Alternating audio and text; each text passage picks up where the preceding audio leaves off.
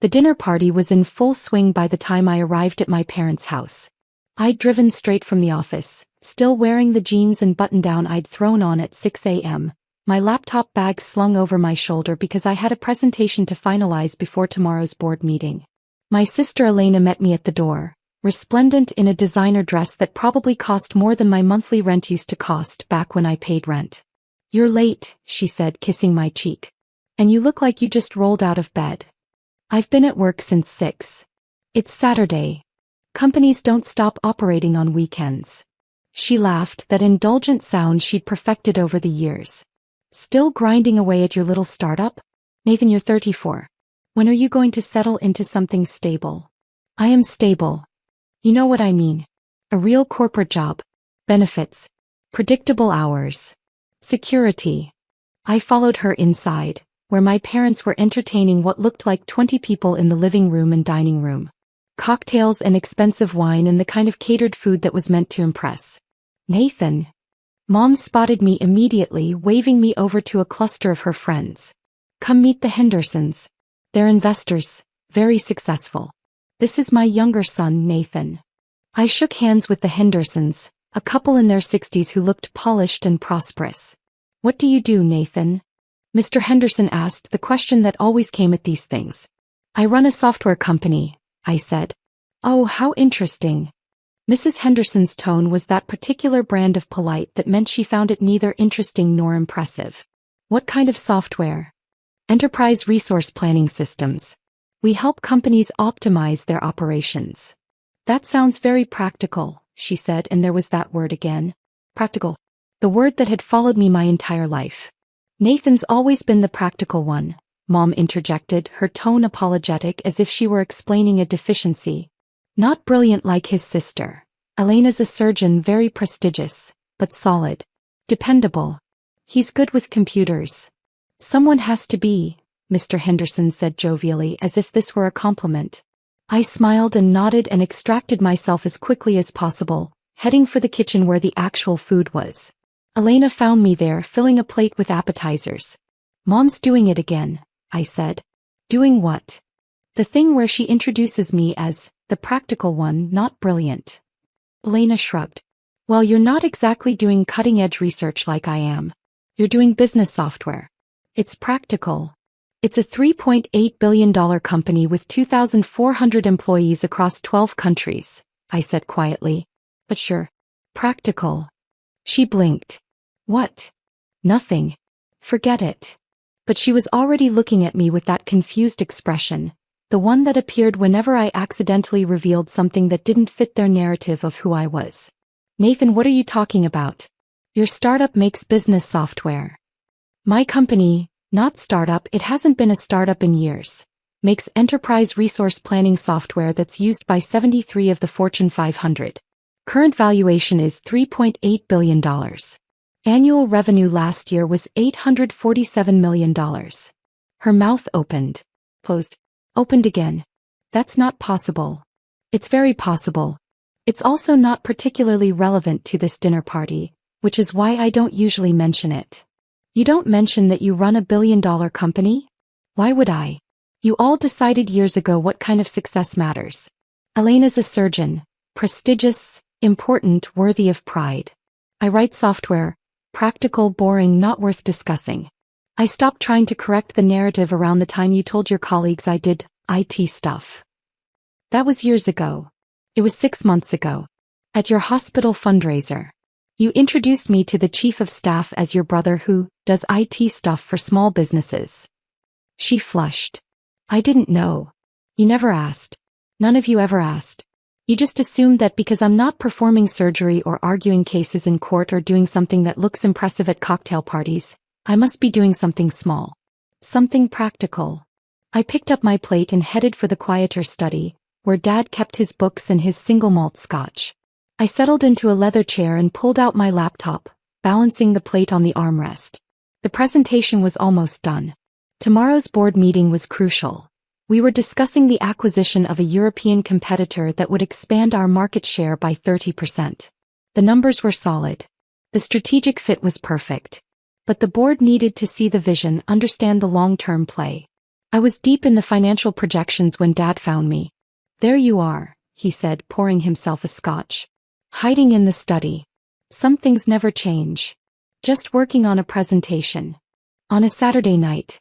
During your mother's dinner party. He shook his head, settling into the chair across from me. You know, son, at some point you need to learn to relax. Enjoy life. You can't work all the time. I like my work. That's admirable, but there's more to life than computers. Look at your sister, she works hard, yes, but she also has a social life. Friends. Interests outside of work. I have interests. What besides that company of yours? That company is my interest. Building it, growing it, solving problems. That's what I find interesting. He sighed, the sound heavy with disappointment. Your mother and I worry about you. You're 34, still single, working yourself to death for this software business that could fail any day. Startups are risky, Nathan. Maybe it's time to think about stability. A position at an established company. Something with a future. Dad, the company has 2,400 employees. I know you have some employees, but 2,400 across 12 countries. Offices in New York, San Francisco, London, Berlin, Tokyo, Singapore. Annual revenue of $847 million. Valued at $3.8 billion by our last funding round. The Scotch glass stopped halfway to his mouth. What? The company. It's not small. It hasn't been small for years. We're one of the leading enterprise software providers in the world. He set down the glass carefully. Nathan, are you saying you run $1 billion company? Yes. That's exactly what I'm saying. But you live in that small apartment. I live in a 3-bedroom loft in Soma that I own outright. It's 2,200 square feet. The building has great light and I'm walking distance from the office. The office in that warehouse district. The office in a modern building that we designed and built. 12 floors. Rooftop garden. The warehouse district has been redeveloped. It's now one of the most expensive commercial real estate areas in San Francisco. He was staring at me like I'd grown a second head. Why didn't you tell us? I tried to tell you. Multiple times. Remember when I said we'd closed a major funding round? You asked if that meant I'd finally be able to afford a car.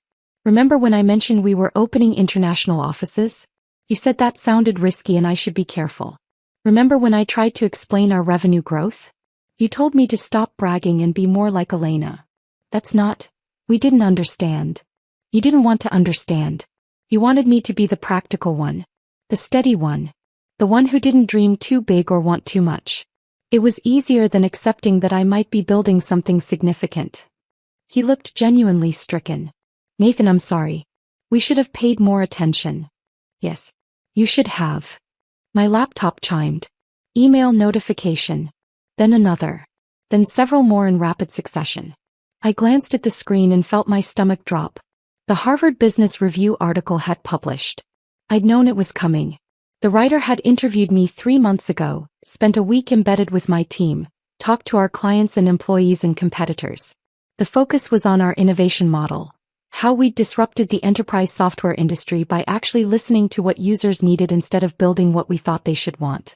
But I'd thought it was publishing next week. Not tonight. Not during my mother's dinner party. Everything okay? Dad asked. The Harvard Business Review just published a feature article about the company. Harvard Business Review writes about software? They write about innovative business models. Our approach to product development is apparently noteworthy. More emails flooded in. Colleagues, clients, industry analysts, board members. Everyone who subscribed to HBR had apparently seen the article within minutes of publication. My phone started ringing. I glanced at it. My VP of Communications. Sorry, I need to take this, I told Dad, stepping into the hallway. Nathan, have you seen it? Jennifer's voice was excited. The article is incredible. They're calling us the most innovative enterprise software company of the decade. The quotes from clients are glowing. This is going to be huge for business development. I'm just seeing the notifications now. How's the response? Overwhelming. Our website traffic is up 400% in the last 10 minutes. The PR team is fielding interview requests from Bloomberg, Forbes, TechCrunch. Everyone wants to talk to you. Schedule them for next week. Right now I'm at a family thing. Family thing. She laughed. Nathan, Harvard Business Review just called you a visionary. You're about to become the face of enterprise software innovation. You can't hide at a family thing. Watch me. Schedule everything for Monday. I'll be in the office at 6. You're always in the office at 6. Then nothing changes. Talk Monday. I hung up and found Elena standing in the hallway, her phone in her hand, her face pale. Nathan, she said slowly. Did you see this? The HBR article? Yeah, it just published. There's a photo of you. On the Harvard Business Review website. The headline says, The Quiet Revolutionary, How Nathan Chen Transformed Enterprise Software. That's a bit dramatic, but yes. It says your company generated $847 million in revenue last year. $847.3 million, but they rounded. It says you have over 2,000 employees. 2,387 as of last week. We're hiring aggressively. It says clients describe you as the most innovative mind in enterprise software. That's generous. There are several people in the field doing equally important work. He just stared at me. Why didn't you tell me? Elena, we have lunch once a month. Every single time you talk about your surgeries, your research, your department politics. I listen. I ask questions. I'm supportive. But when I try to talk about my work, you say, that's nice, and change the subject. After a while, I stopped trying. I thought you were running a small software company. Why did you think that? Because you never acted like you were running something big. You dress casually. You drive a Toyota. You live simply. I dress for comfort. I drive a Prius because it's reliable and environmentally friendly. I live simply because I don't need much. None of that has anything to do with the size or success of my company. Mom appeared at the top of the hallway, her expression confused. What's going on? People are looking at their phones and talking about Nathan. The Harvard Business Review just published a major feature about Nathan's company, Elena said, her voice strange. That's nice, dear, Mom said absently. Nathan, the Hendersons want to talk to you about investments. They're looking for opportunities in the tech sector. Mom, Elena said, her voice sharper now. The Harvard Business Review. One of the most prestigious business publications in the world.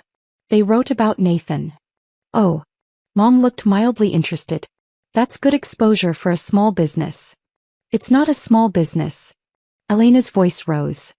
His company is valued at $3.8 billion. The hallway went silent. Mom looked at Elena, then at me, then back at Elena.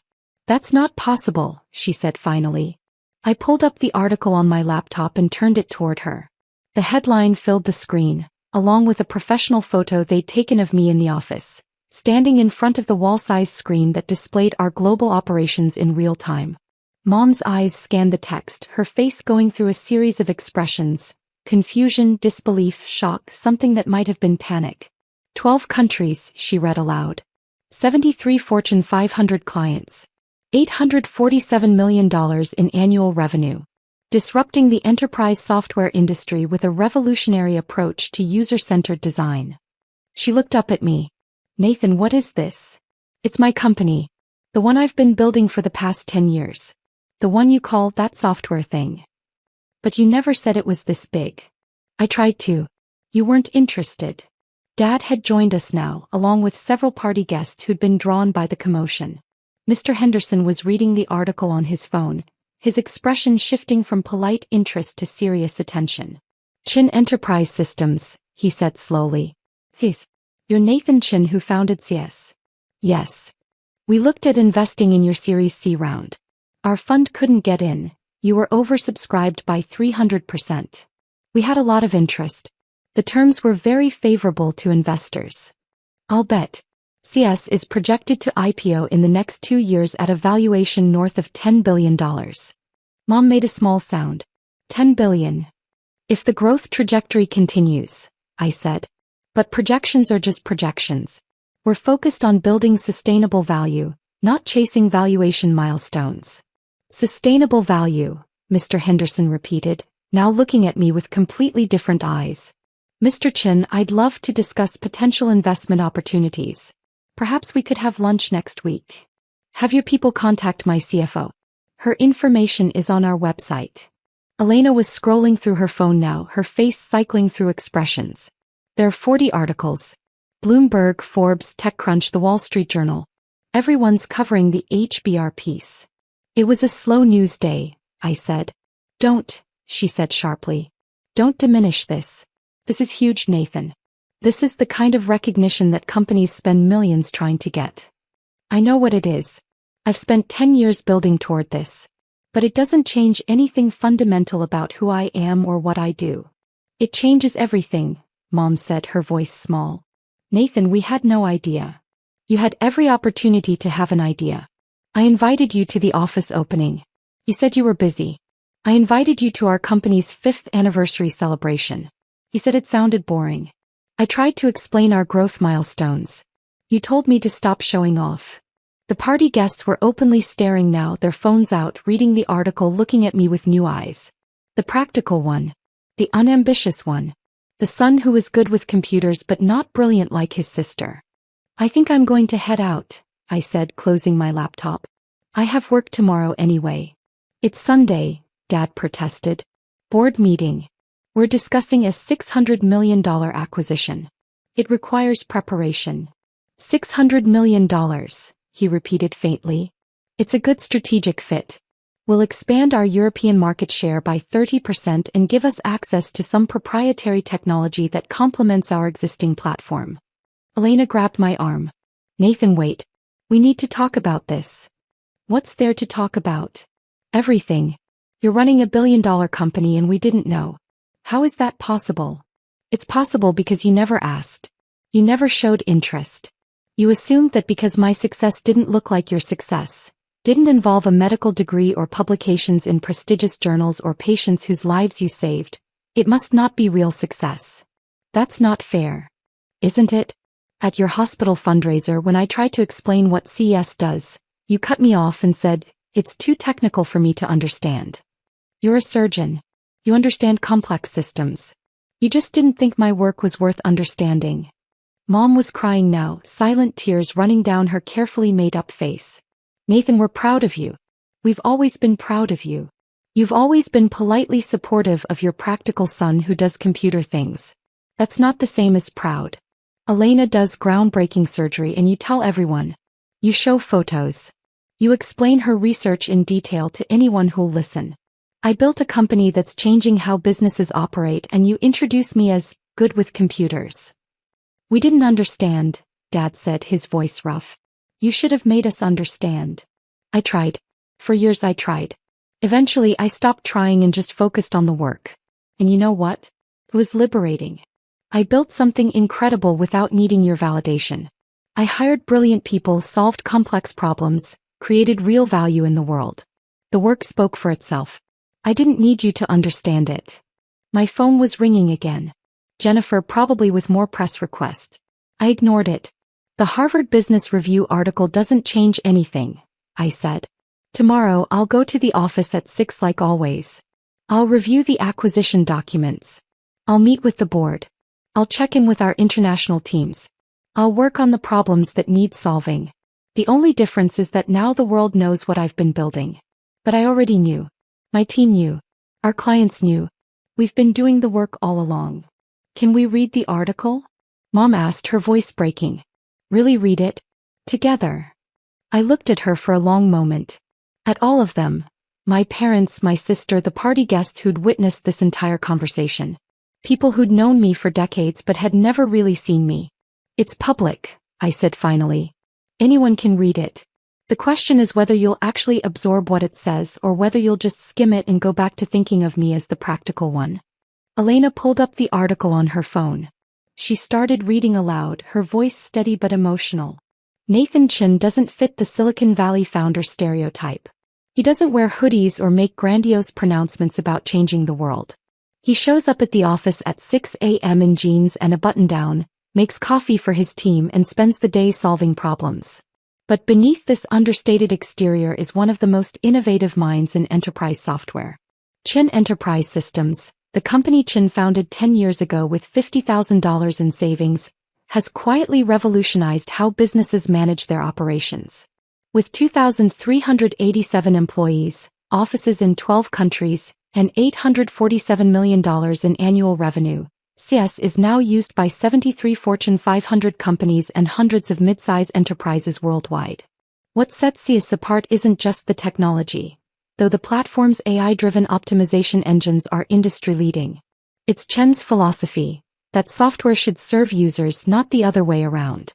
This user-centered approach was radical when CS launched and remains rare in an industry that often prioritizes features over functionality. He paused, looking up at me. "Nathan, this is incredible." "Keep reading," I said quietly. She continued.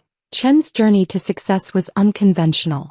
After graduating from a state university with a computer science degree, he spent 5 years working at various enterprise software companies, watching users struggle with poorly designed systems.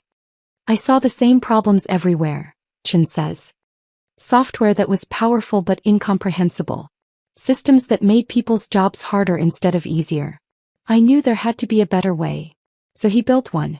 Working from a small apartment, Chen spent 18 months developing the first version of what would become CS. He funded the development with his savings and a small business loan, living on ramen and cheap coffee. "I wasn't trying to build a billion-dollar company," he says. "I was trying to solve a problem that frustrated me. The business success came from solving that problem better than anyone else." Today, CS is valued at $3.8 billion and projected to IPO within 2 years. Industry analysts predict a $10+ billion valuation at public offering. But Chen seems remarkably unmoved by these numbers. "The valuation is just external validation," he says. "What matters is whether we're solving real problems for real users. That's the work I care about." The study had filled with people now, everyone crowding in to hear the article. Elena's voice carried through the room. Chen's leadership style is as unconventional as his approach to software design. He has no private office, working instead from an open desk alongside his engineers. He answers customer support calls 1 day a month to stay connected to user pain points. He's known for responding to employee emails at 6 a.m. and for personally interviewing every candidate for senior positions. "Nathan doesn't manage like a typical CEO," says Jennifer Park, CS's VP of Communications. "He manages like someone who genuinely cares about the work and the people doing it. There's no ego, no hierarchy for the sake of hierarchy. Just smart people solving problems together." This approach has created fierce loyalty among CS employees. The company's retention rate is 94%, extraordinary in an industry known for job hopping. "People don't leave CS because they believe in what we're building," says Michael Torres, CS's Chief Technology Officer. "Nathan created a culture where the work matters more than the title, where solving the problem matters more than who gets credit." Elena stopped reading, her eyes wet. "Nathan, they're describing someone remarkable. Someone brilliant and innovative and practical," I finished. "Someone who saw practical problems and built practical solutions. Someone who isn't flashy or dramatic but who does the work consistently and well. That's what you've been calling me all along. You just assumed practical meant small." "We were wrong," Dad said, his voice thick. "So completely wrong." Mom crossed the room and hugged me, something she hadn't done in years. "I'm sorry," she whispered. "I'm so sorry. We should have seen you. Really seen you." "You should have," I agreed, but I hugged her back. Because she was my mother and I loved her even if she'd never understood me. Mr. Henderson cleared his throat. "Mr. Chen, Nathan, I owe you an apology as well. When your mother introduced you as practical, not brilliant, I accepted that characterization without question. But this article makes clear that you're one of the most brilliant business minds of your generation.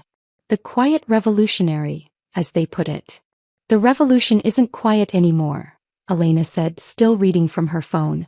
"There are 60 articles now. Everyone's covering this. Nathan, you're trending on Twitter." "LinkedIn," I corrected. "Twitter's for celebrities and politicians. LinkedIn is where business news trends." And yes, I saw the notifications. My phone wouldn't stop ringing now. I finally answered, Jennifer again. "Nathan, I know you're at a family thing, but Bloomberg wants to do a live interview tomorrow morning. This is huge. We can't ignore it. Schedule it for 7 a.m. I'll be at the office anyway." "On a Sunday? I have a board meeting at 9. Bloomberg can have an hour. You're impossible. But brilliant. Everyone's saying it now. I hung up and found the entire party staring at me. 20 people who'd arrived expecting cocktails and small talk, now witnesses to a family reckoning. I should go, I said, picking up my laptop bag. Tomorrow's going to be intense and I need to finalize these presentation materials. Nathan, please stay, Mom said. We want to celebrate this.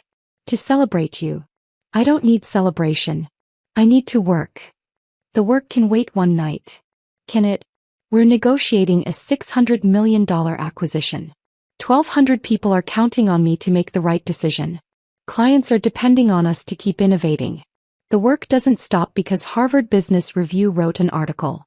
Elena stepped in front of the door. What about your family? Don't we count? I looked at her for a long moment. You've always counted. That was never the question. The question was whether I counted. Whether my work mattered. Whether my success was real even though it didn't look like yours. And you all answered that question over and over by calling me practical instead of brilliant. By introducing me as good with computers instead of by name. By treating my company like a hobby instead of the life's work it actually is. We'll do better, Dad said. We want to do better. I hope you do. But Dad, I need you to understand something. The Harvard Business Review article doesn't make my work more important than it was yesterday. It doesn't make me more worthy of respect. It just makes my success visible to people who couldn't see it before. We see it now, Mom said. Do you? Or do you see what HBR sees? Because if you only see me when external validators say I'm worth seeing, then we still have a problem. The room was silent. I moved toward the door. Elena stepped aside but she caught my arm as I passed. I love you, she said quietly. I've always loved you. I just didn't understand what you were building. I love you too. But love isn't the same as respect. I need you to respect my work even when you don't understand it. Even when it's not as dramatic as performing surgery. Even when it's just me in front of a computer writing code and solving problems. I will. I promise I will. I nodded and walked out to my car. The emails were still flooding in. Hundreds now from colleagues and clients and competitors and journalists. The article had touched something, apparently. Struck a chord with people who understood that real innovation often looks quiet and practical rather than flashy and dramatic. My phone rang again. This time it was Michael Torres, my CTO and one of my oldest friends. Dude, have you seen the response? He said when I answered. It's insane. Every major business publication is covering the HBR piece. Your inbox must be exploding. It is. I'm ignoring most of it. You can't ignore this. This is the kind of exposure companies pay millions for. We need to capitalize on it. We will. Monday. Right now I need to finish the acquisition presentation. It's Saturday night. It's always Saturday night somewhere. The work doesn't stop. He laughed. This is why you're brilliant, you know. Not because you built a billion-dollar company but because you actually care more about the work than the recognition. The work is the point. The recognition is just noise. Well, the noise is pretty loud right now. Embrace it for a minute. You earned this. Maybe. Or maybe I just got lucky with timing and execution and hiring people smarter than me. That's exactly what the article says. That you built a company by hiring brilliant people and getting out of their way. That's what makes you brilliant. After we hung up, I sat in the car for a moment, watching the lights from my parents' house spill onto the lawn. Inside, my family was probably still discussing the article, trying to reconcile the person they thought they knew with the person HBR had described. Let them reconcile. Let them adjust their understanding. Let them figure out that practical and brilliant weren't opposites. That sometimes the most brilliant thing you could do was solve practical problems in practical ways. Tomorrow I'd wake up at 5:30 a.m. like always. I'd go for a run, the same 3-mile loop I'd been running for 5 years. I'd make coffee and review overnight emails from our Tokyo and London offices. I'd prep for the Bloomberg interview and the board meeting. I'd check in with the engineering team about the product roadmap. I'd have lunch at my desk while reviewing acquisition documents. Just another day. Just the work. The recognition was nice. The validation from Harvard Business Review, from industry analysts, from people who finally understood what we'd been building. That was gratifying. But it didn't change anything fundamental. I was still the practical one. The one who showed up early and stayed late. The one who cared more about solving problems than getting credit. The one who built something real through steady, unglamorous work.